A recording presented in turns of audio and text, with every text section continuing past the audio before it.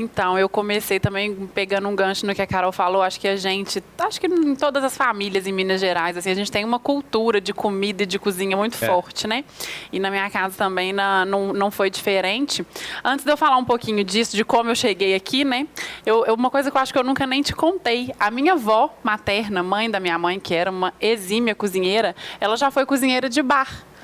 A família, isso explica, né? Assim, por que a pessoa ela ama um boteco, né? Assim, mas enfim, vamos pular essa parte. Vamos falar da cozinha.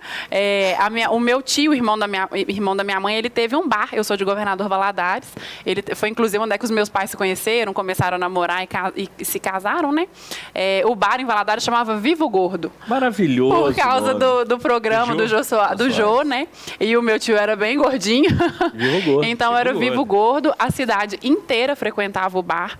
E a minha avó, que sempre foi uma exímia cozinheira, era cozinheira do bar. E assim, e os petiscos, né? Claro que eu nem existia, né? Mas eu escuto as histórias, assim, que o bar vivia lotado porque a comida era maravilhosa. Então tem esse histórico aí. A minha mãe, da família inteira, trabalhava no bar, né? Minha mãe, acho que tinha, sei lá, 18, 20 anos na época. E aí trabalhava também de atendente, minhas tias, primos. Então tem esse histórico DNA. aí.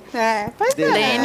DNA dos dois lados. Um do lado da cozinha e o outro lado da cachaça, né, amor? A gente gosta dos dois. A gente não nega a raça, graças a Deus. Mas eu comecei a trabalhar com... Eu sou, gente. Nenel sabe, né? Boa de copo. Boa companhia, eu não sou, Nenel. Boa de copo. A gente gosta de abraçar no engradado. Enfim, eu comecei a trabalhar com gastronomia, né? Em 2014, com esse histórico aí de cozinha. A minha mãe, também uma exímia cozinheira, e sempre foi uma maravilhosa boleira.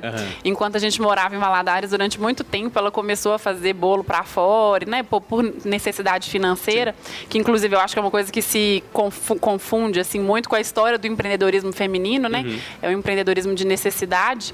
E a minha mãe, durante muito tempo, né, vendia bolo para a cidade inteira lá em Valadares. Então foi um histórico super legal. Depois que a gente mudou para cá, parou, né? Ela, enfim, né? Não tinha mais como fazer no modelo que ela fazia. E ela sempre tinha muita vontade. Ela brincava, ela falava muito que quando ela vendia bolo, né, ela ganhava dinheiro, que ela levava a gente para a praia, que ela pagava as contas, e ela tinha vontade de voltar a trabalhar com isso. Veio num paralelo de um momento que eu sempre tive muita vontade de empreender e ficava meio que pensando, né, o que eu vou fazer, o que eu vou abrir, o que eu posso fazer, que foi quando a gente inaugurou, em 2014, a primeira loja de bolos caseiros aqui em BH. E eu gosto de falar, até falando um pouco do que a Carol estava falando, quando a gente decidiu montar a Matula, tanto eu quanto ela já não estávamos mais em negócios físicos de gastronomia, né? Mas a cozinha, eu acho que ela tem um bichinho que te pica, que você não consegue ficar longe dela, não. A gente fica muito viciado, né? Mas, enfim, foi uma trajetória super incrível. Eu estive à frente da loja durante 6 anos e depois desse período eu já tinha vontade de ter um projeto de produção de conteúdo digital, né? E hoje eu tenho esse projeto, que é o Papo de Bolo. E aí eu tive uma proposta na loja, decidi por encerrar esse ciclo para começar outro, né? E começar com essa parte de curso, de produção de conteúdo, tudo voltado para a área de confeitaria, de bolo caseiro e de empreendedorismo feminino. E aí depois a gente, né, em 2021, para somar aí em tudo que a gente já faz, veio a Matula, a gente inaugurou a Matula, a gente também trabalha com as consultorias do Sebrae.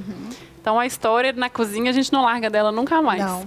E você estava falando lendo o currículo aí, falando, né, que na pandemia muita gente não voltou. Eu acho que, e a Maria Clara já completou com isso, eu acho que isso levou muitas das mulheres realmente a fazer um complemento de renda, né? A gente vê isso muito nessa questão do Sebrae também. Que aí começaram a fazer demais, né? Começou a fazer coisas em casa, comida em casa para vender. Eu acho que o que mais teve foi isso, né? Foi a questão da gastronomia.